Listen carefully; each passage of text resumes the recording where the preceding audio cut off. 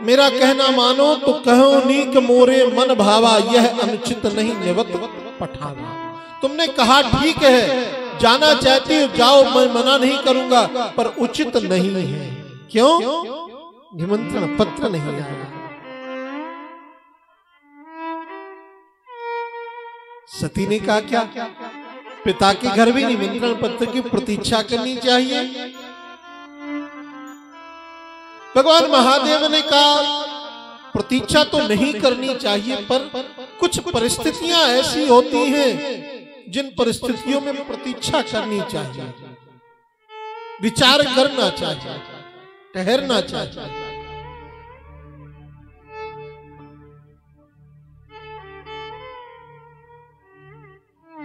देखो,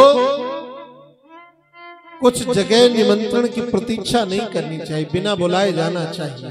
गुरु के यहाँ, पिता के यहाँ, देवालय मंदिर में, मित्र के यहाँ, और कोई समस्या से परेशान हो, जूझ रहा हो, उसके यहाँ यदि सामर्थ्यवान हो तो सहजता से पहुंच जाओ।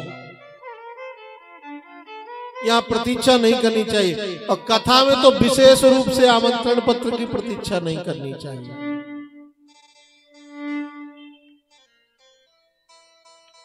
भगवान शिव ने कहा जाना ठीक नहीं है, पर सती ने बार बार जिज्ञासा प्रकट की तो महादेव ने दो गण दिए कि दिए मुख्य गण संग तब विदा कीन त्रिपुरारी।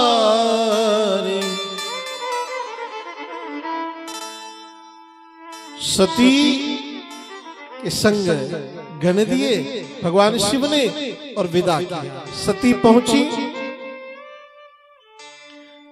तो सादर मिली भले ही एक माता, जननी मिली। माता बड़े प्रेम से मिली, पर बहनें मिली, जो सती की बहनें हैं वो कैसे मिली? बहनें मिली बहुत मुस्काता। व्यंग है गोस्वामी जी का, समझना। सादर भले मिली एक माता, भगनी मिली बहुत मुस्काता। यहां पर व्यंग है। मैया मिली तो बड़ी प्रसन्न हुई। आओ आओ सती, बेटी मैं तुम्हारी ही प्रतीक्षा कर रही थी। मैं क्या कहूं, तुम्हारे पिता की मति कुंठित हो गई है, तुम्हें पत्र नहीं भेजा।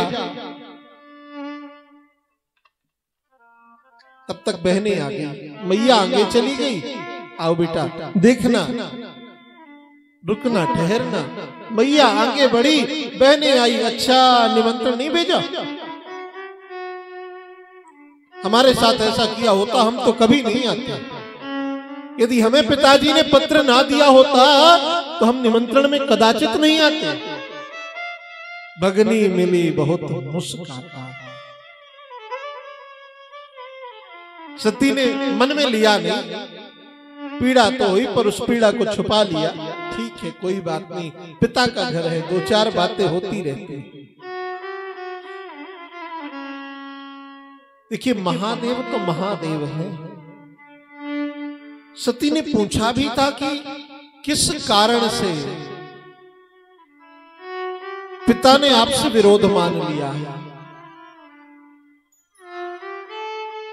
किस कारण से विरोध मान लिया? महादेव ने कहा ये हमें भी नहीं पता कि हमारी खता क्या है, हमारी गलती क्या, विरोध मान लिया। और उस विरोध की सीमा देखिए, विरोध कहां तक हो, एक सीमा तक विरोध होना चाहिए। माई बाप, विरोध सीमा के पार नहीं जाना चाहिए। किसी से वैर करो, उस वैर की सीमा को लांघो नहीं। दक्ष ने तो उस सीमा को लांघ दिया।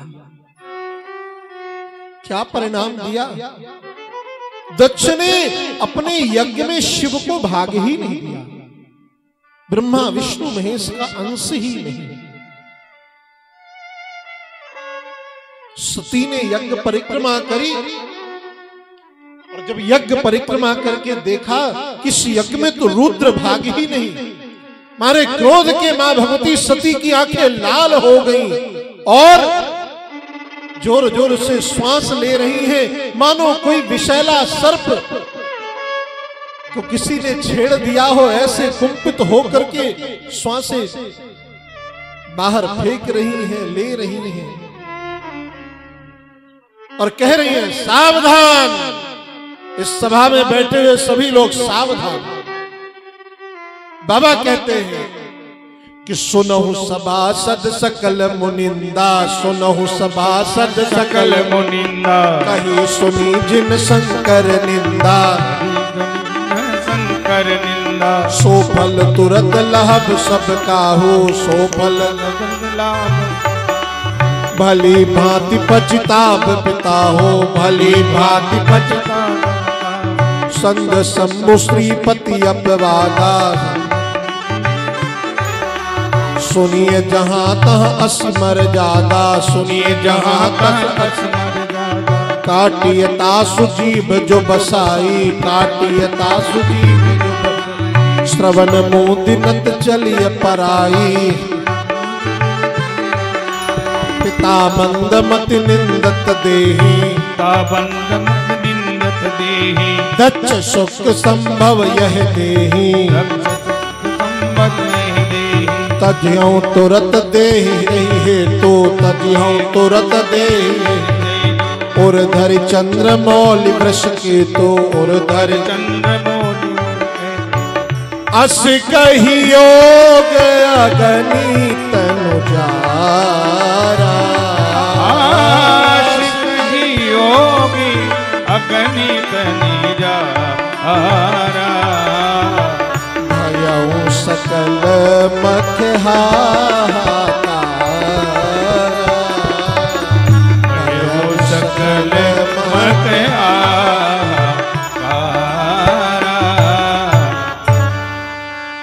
भगवती सती कहती है सभासदों सुनो सावधान।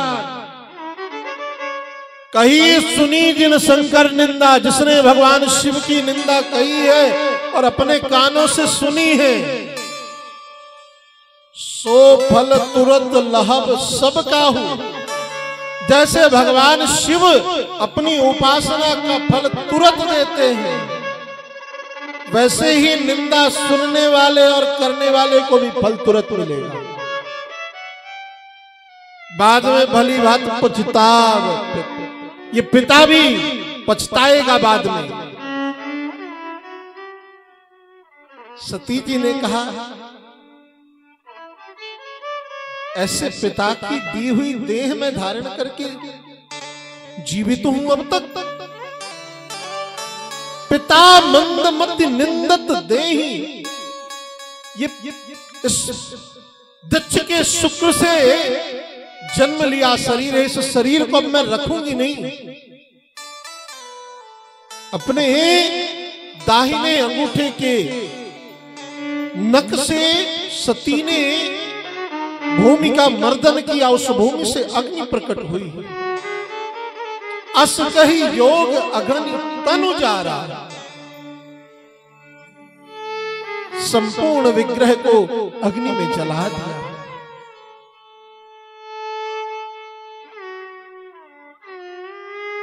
पर सती ने मरते मरते वरदान मांगा और मुझे लगता है यह वरदान हम सबको मांगना चाहिए कि सती मरत हरिसन बर मांगा, सती मरत हरिसन बर मांगा। जन्म जन्म शिव पद अनुराग, जन्म जन्म शिव पद अनुराग। सती कहती हैं जन्म जन्म तक मुझे शिव के चरणों का अनुराग प्राप्त है। पर महाराज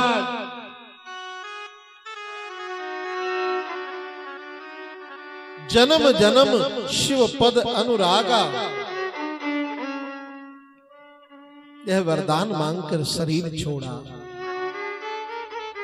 नीति कहती है अंते मति सागति, अंत काल में जैसा मांगोगे ना वैसा प्राप्त होता है, इसमें कोई संदेह नहीं।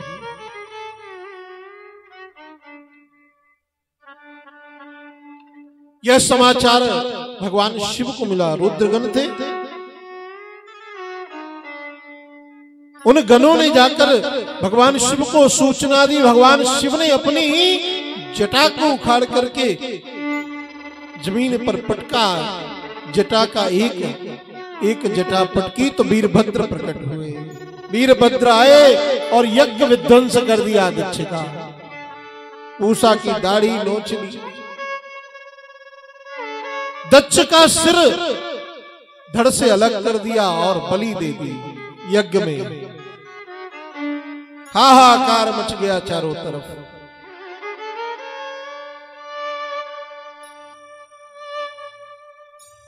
भगवान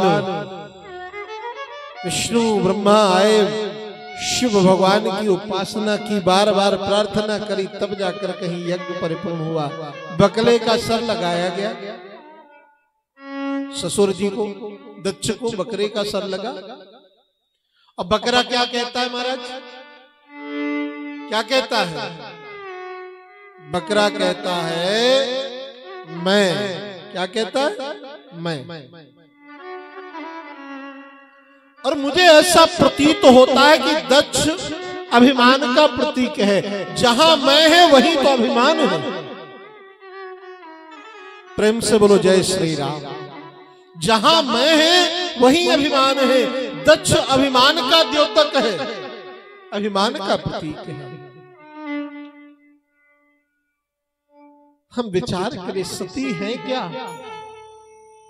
कल हम सब ने सुना, भवानी शंकरो वंदे श्रद्धा विश्वास रूपिणो। सती श्रद्धा है। और जिस हृदय में अभिमान होगा, अविस्मिता होगी, राग होगा, दोष होगा, उस हृदय में क्या श्रद्धा रहेगी? वह श्रद्धा तो भाग जाएगी महाराज। और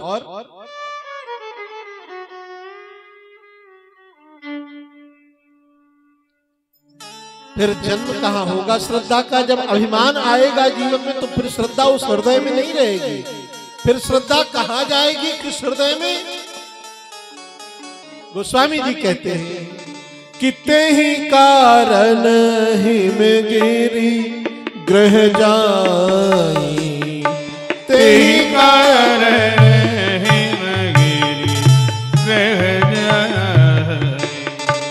जनमी पार्वती तनु पाई। जनमी पार्वती तनु पाई। तेहि कारण हिमगिरि ग्रह जाई। तेहि कारण हिमगिरि ग्रह जाई। कहां जन्मी? हिमगिरि ग्रह, हिमांचल राज किया। हिमांचल राज माने पर्वतों के राजा। पर्वतों के राजा हैं हिमांचल। और इन हिमांचल की धर्मपत्नी का नाम क्या है? क्या नाम है? मैना। क्या नाम है? मैना। एक मैं को त्याग के आई सती पार्वती बनकर के तो कहां आई? कहीं जहां मैं ना, मैं नहीं है, इसलिए मैना के घर आई।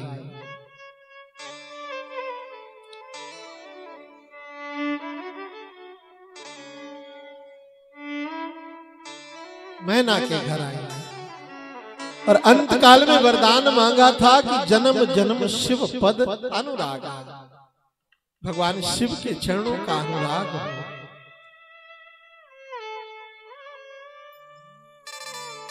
भगवती श्रद्धा का जन्म हुआ। मैना के यहाँ पार्वती के रूप में नारद जी आए। नारद जी के सामने हिमांचल राज ने अपनी कन्या को समर्पित किया। प्रभु आप इसके गुण दोष का वर्णन करें।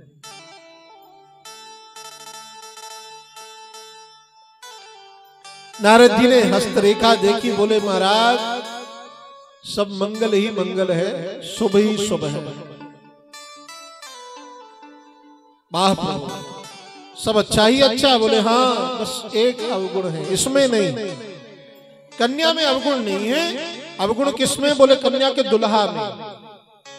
अब शिव विवाह की भूमिका बन रही है। जो कन्या का वर होगा वह उसमें अवगुण होंगे।